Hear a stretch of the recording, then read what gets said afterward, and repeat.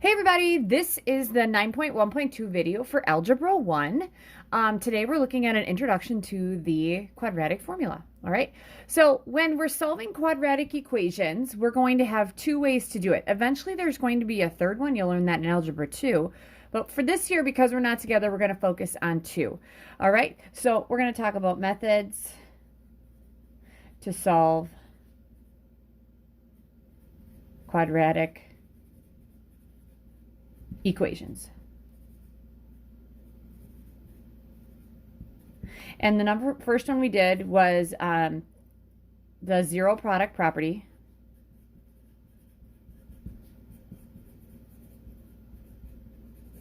Which implied that we'd have to factor. All right, then there's another method called completing the square, which is a fan favorite in upper level math classes. I get a lot of kids that love it. But you need to have a way to do all of them. And the last one would be the quadratic formula.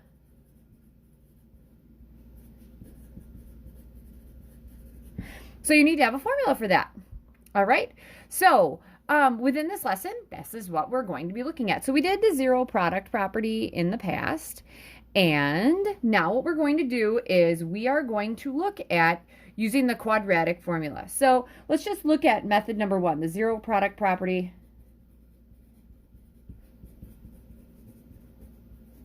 We'll use that, okay? So my first one, I'm going to make this really simple. It's going to be x squared minus 5x equals 0. All right?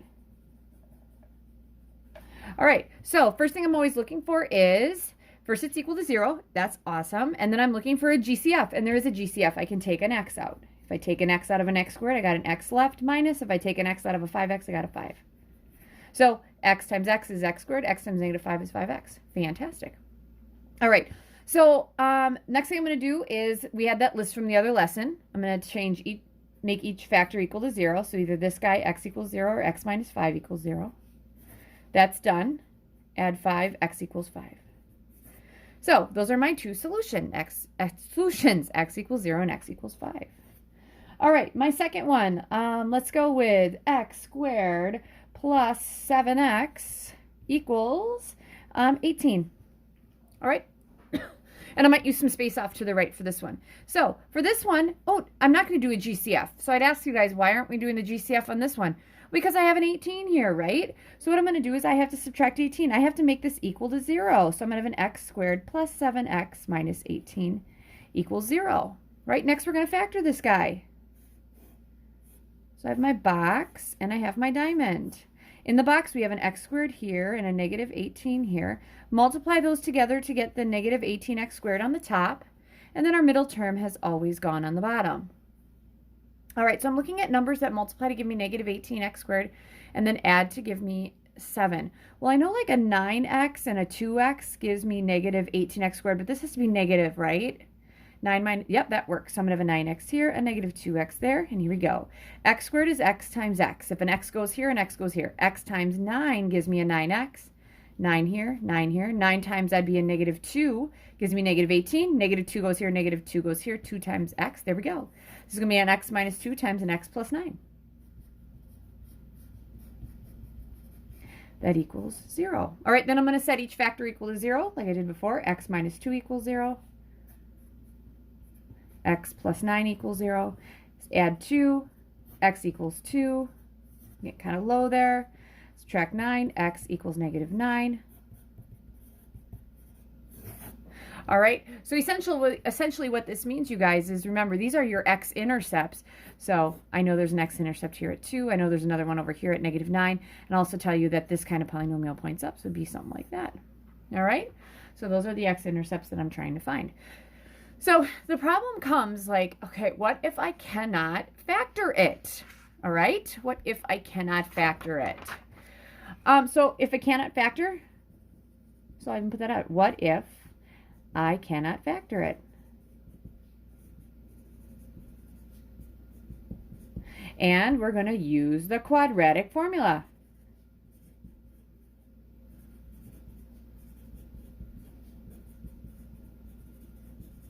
Okay, we're going to end up using the quadratic formula. In order to use the quadratic formula, your equation has to be in the form y equals ax squared plus bx plus c. Because just like every other mathematical formula that you guys have dealt with in the past, we are going to need to substitute numbers into a formula, okay? And if you notice in the last example, weren't my answers x equals, right? This is the same thing here. So your formula, I put it on a little note card or post it and have it close to you all the time. It's x equals. Now, the a, the b, and the c are numbers, all right?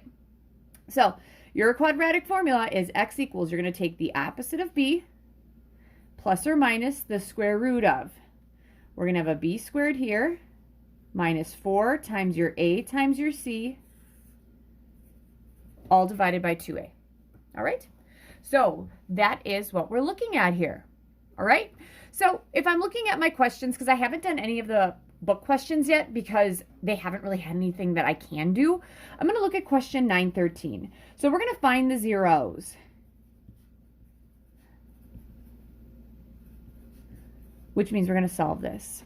All right. They gave me in C, they're giving me x squared minus 3x minus 7 equals 0. All right. So if I try to do the box and diamond, this is one of those things you guys don't have to do off to the side, but I am. Here, I'll move that right there. All right, x squared would go here, negative 7 would go here, negative 7x squared goes up here, negative 3x goes there.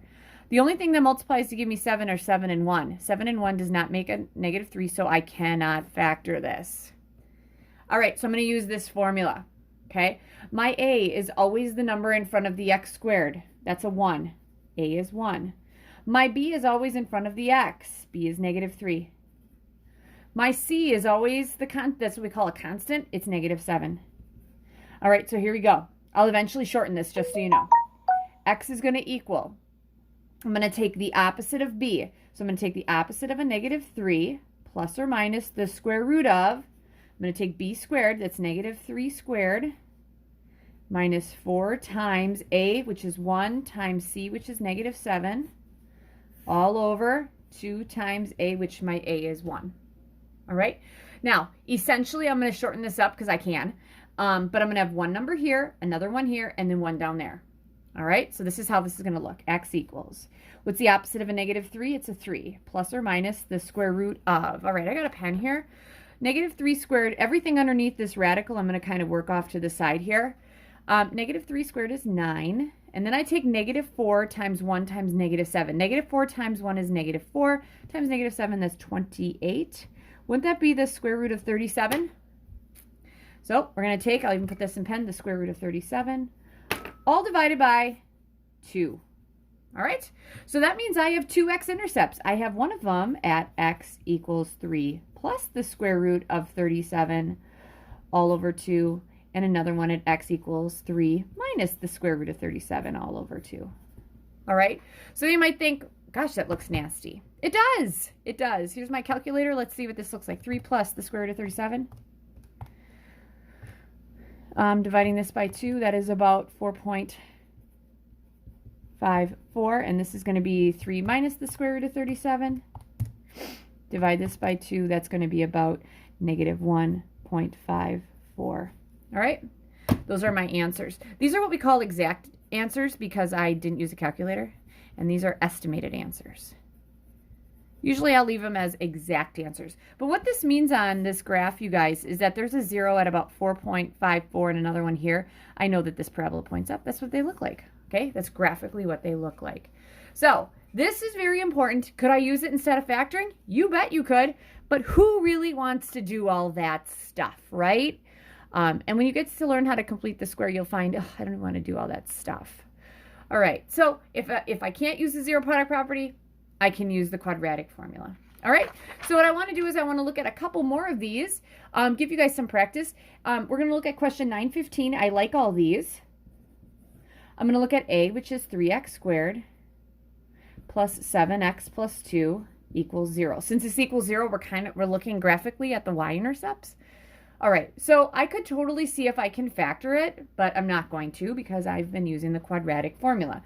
Quadratic formula is x equals the opposite of b plus or minus the square root of b squared minus 4ac all over 2a. All right, that was on the last sheet of paper. It should probably be right next to you the whole time.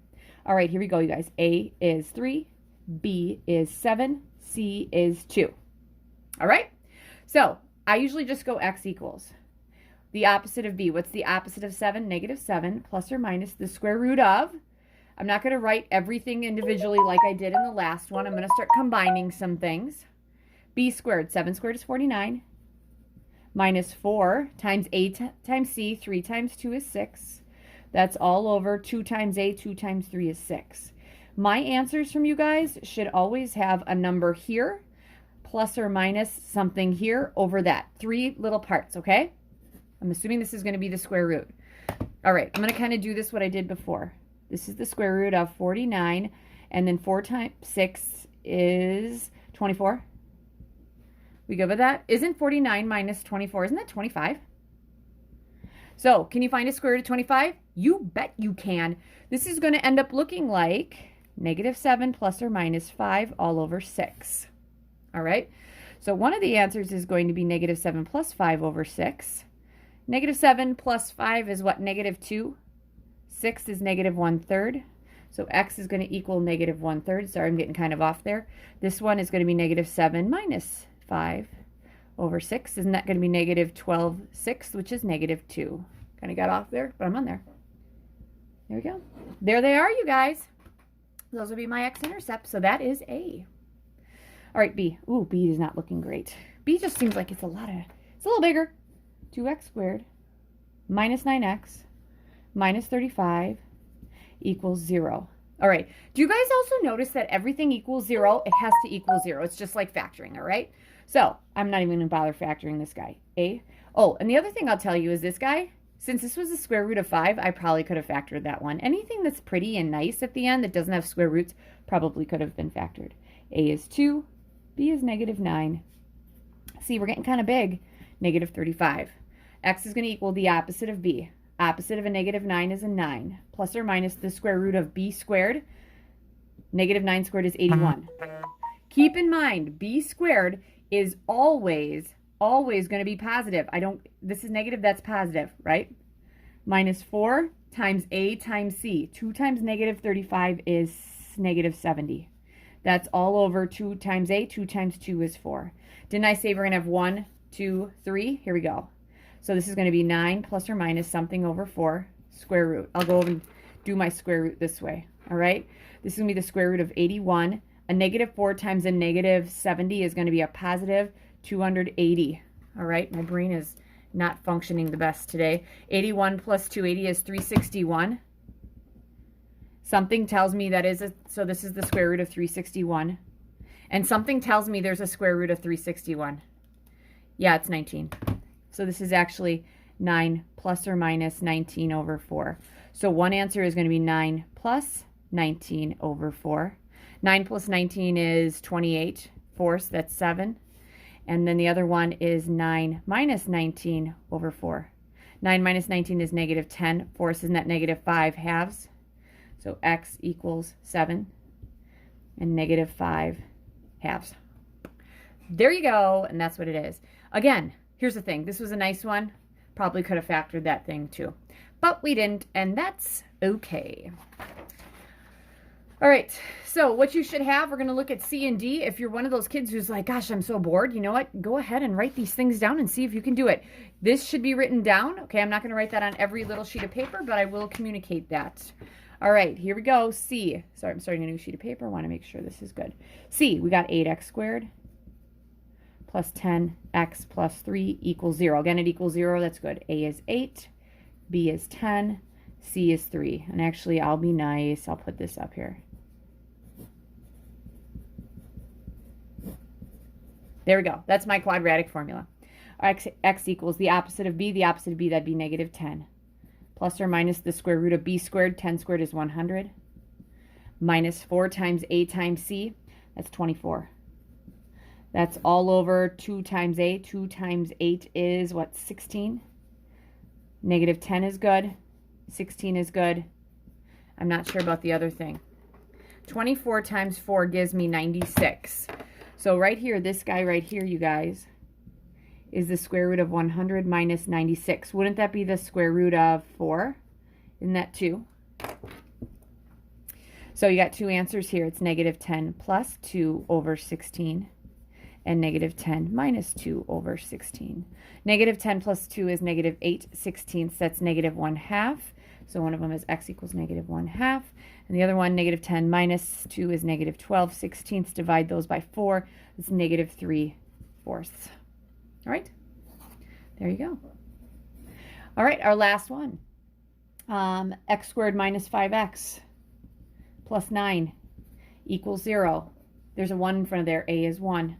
B, negative 5. C, 9. Okay, x equals the opposite of b. The opposite of a negative 5 is a 5. Plus or minus the square root of b squared.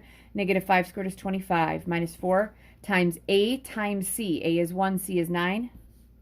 That's all over 2 times a. 2 times 1 is 2. So again, I want the 5. I want the 2. Now I got to figure out what's going on inside of this thing. All right, so this is the square root of 25 minus 4 times 9, isn't that 36? All right, isn't 25 minus 36, isn't that 11? Square root of a negative 11? All right, I can't do this. So that means there are no real solutions. And you need to say there are solutions, there's just not real solutions. Because if I graph this parabola, you guys, this parabola does not hit at 2 spots or 1 spot. It hits at nothing. It has what we call an imaginary solution, which ironically, Algebra 2 just learned about imaginaries. And they're not probably liking those. All right. So that is it for this. If I look at the math notes box, it derives the quadratic formula looking at factoring. You can look at that if you don't trust me. I've been using this since high school. I'm willing to bet that your parents would not remember much about math, but would probably remember this. Your homework is going to be questions 917 through 923. And this will be on Infinite Campus 2. You guys are going to skip number 21. Because it has you do something with completing the square, and we're not quite ready for that. All right, so this week, just to kind of recap, you're solving quadratic equations in one of two ways, either by factoring and using the zero product property, or by using the quadratic formula. That is it. All right, good luck and have a great rest of your week.